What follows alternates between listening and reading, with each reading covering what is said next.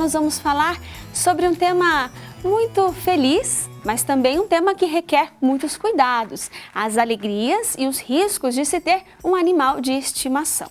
Para falar sobre isso, nós conversamos com a médica veterinária Gabriela Giraldi. Gabriela, bom dia. Obrigada, Sara. Seja bem-vinda ao programa Vida Plena. É sempre um prazer estar aqui com vocês.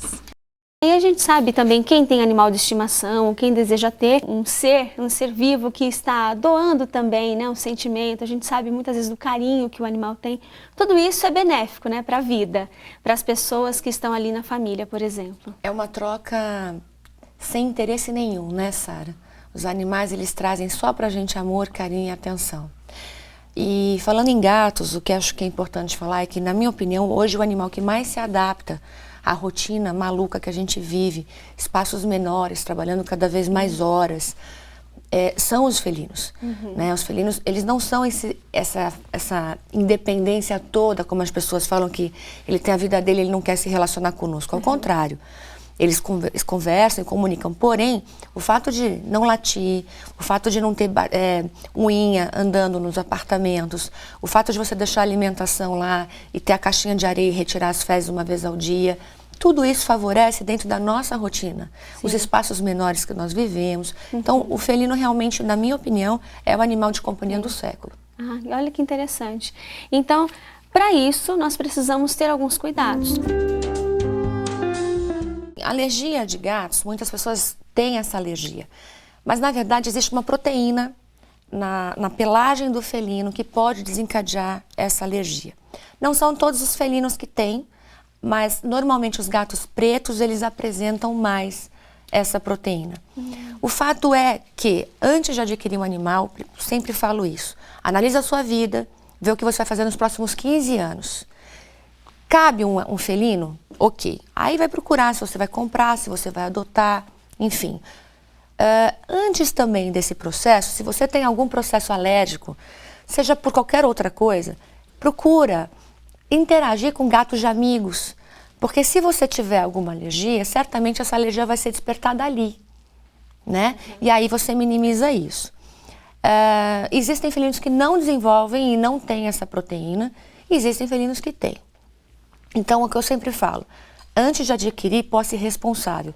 Vá conviver com um gato um pouquinho para ver esse aspecto de alergia ou não.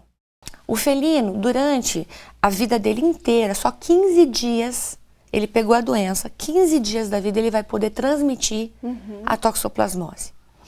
Porém, ele vai defecar na caixa de areia, aquelas fezes precisam ficar pelo menos uma semana, 10 dias sem ser recolhidas, em temperatura de ambiente, umidade suficiente para que se desenvolva o bichinho. Ou seja, com todo o cuidado necessário, não vai ter risco.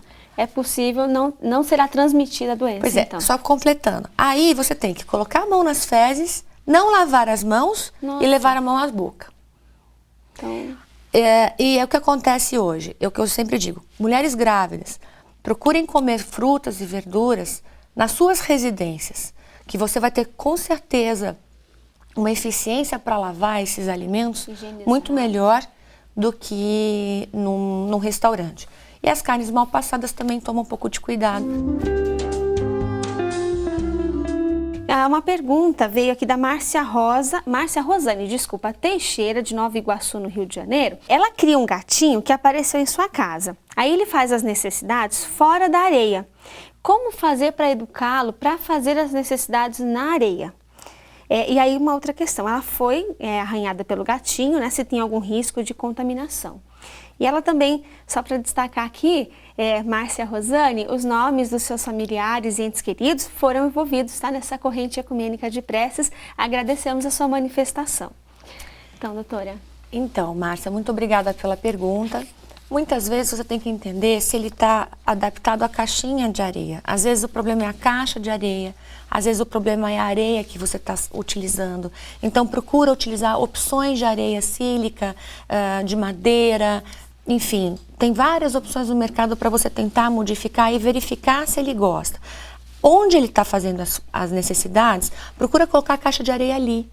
De repente ele elegeu aquele lugar como um lugar que ele quer usar de toalete, né?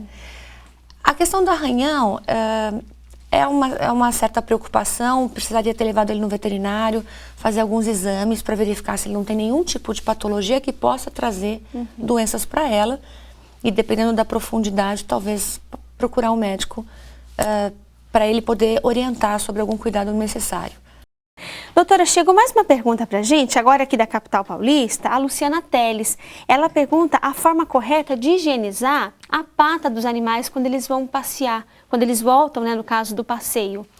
É só lavar? Precisa passar algo específico? Então, querida, existem lencinhos umedecidos específicos para felinos. Tá. Você pode utilizar esses lencinhos umedecidos.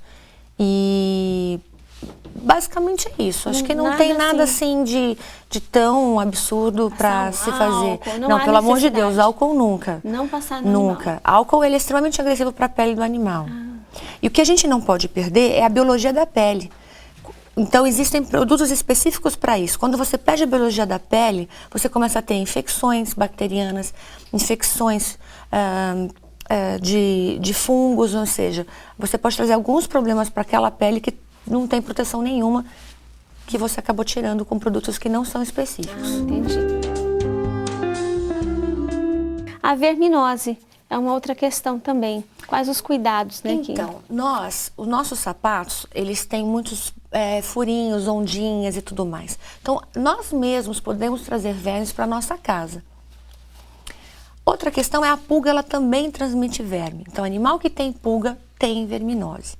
Não adianta a gente tratar a verminose se não matar as pulgas. Então, muitas vezes o proprietário vai na minha clínica e fala, olha, tem algum remédio para matar a pulga? Eu falo, tem, mas dedetiza a casa antes. Porque se você não conseguir dedetizar a casa antes, você não consegue fazer todo o processo. Ela vai voltar, né? Porque uma pulga no animal, 2.000 no ambiente. Nossa. O processo todo da pulga é no ambiente. Então, o fato é, se tem a gente trazendo sapatos em casa, animal com pulga, tem verminose. E o animal, ele se lambe, ele se higieniza. Então, muitas vezes, ele ingere isso. Eu gosto de coletar 3 exames de fezes com dias intercalados, levar para o veterinário, fazer análise dessas fezes, entender se tem verminose, qual a verminose e tratar especificamente para ela. E, em caso de pulga, talvez pergunte ao médico da família qual o vermífugo para ser utilizado para a família também. Interessante a família toda também ter esse cuidado. Então, Sara, sabe o que eu vi de uma médica que eu achei fantástico? Ela falou assim, quando você vermifugar os seus animais, vermifugue a família toda, inclusive quem manuseia os alimentos. E aí eu realmente comecei a fazer isso na minha casa, eu achei bem interessante. Olha, dica valiosa, porque realmente, né, você falava inclusive sobre os alimentos mal higienizados que eles podem passar. Então. Olha que importante, né? Então fica aí a dica. Cuidou do animal, também cuidar de toda a família. Uma pergunta que muitas vezes ouve-se dizer, assim, na fala popular, que o gato não gosta muito de banho, ele não precisa tomar tanto banho, faz até mal tomar muito banho. E aí, isso é mito ou é verdade? É mito, é um grande mito, porque na verdade o animal também se suja. Existem pelos mortos que você precisa tirar, a tosse higiênica é importante de fazer. Agora, o gato, quando a gente dá banho, e eu acho que um banho uma vez a cada... Se ele vai para a rua, uma vez a cada 20 dias, e se ele é um animal de residência, uma vez a cada 30 dias, eu acho que está de bom tamanho. Mas depois que você deu o banho, tirou os pelos mortos e tudo mais, ele vai se auto-higienizar, ele toma banho de novo. Mas aí é o banho dele, né? E muitas vezes, então, as pessoas acham que isso é ruim. Outra coisa é que o fato do gato se lamber, eles ingerem muito pelo dele. E esses pelos no estômago, muitas vezes eles vomitam esse pelo, ou quando não, se não vomita e não sai pelas fezes, ele vai fazendo uma bola de pelo no estômago, e muitas vezes isso é cirúrgico. Então é importante sim o banho, para poder tirar aquela sujidade mais grosseira que o banho do gato específico, soltos, né, também. Isso, que o pelo do gato, que o banho do gato específico não consegue fazer. Então é mito. Muito obrigada, seja sempre bem-vinda. Obrigada, Sara. Até a próxima.